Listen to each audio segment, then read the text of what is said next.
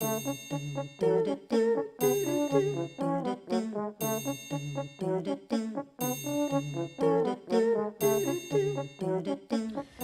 for Humanity is a provider of decent affordable housing for hardworking, disadvantaged families.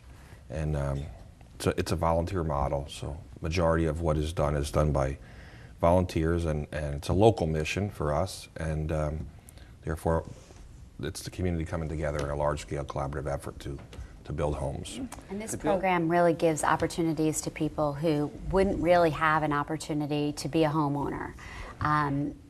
And through that, build sustainable, much more sustainable communities, because they're living in a place and building a community, and their children have a place to get roots.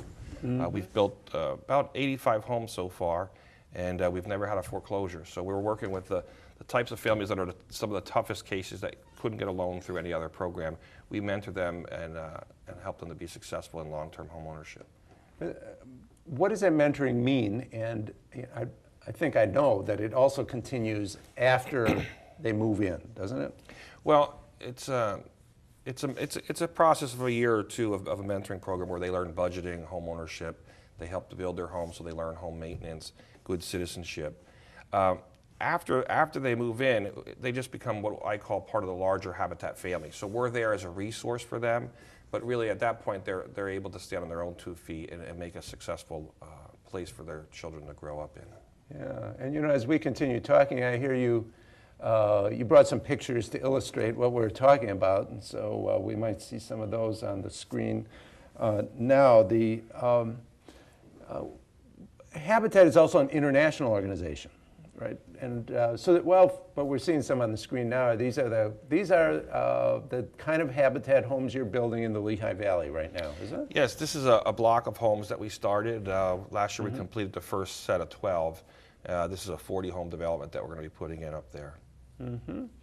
And well, now there's only one thing I can't forgive you for on this, is that you don't have pictures of the Christ Church crew, but this looks like a good crew that's handling stuff here.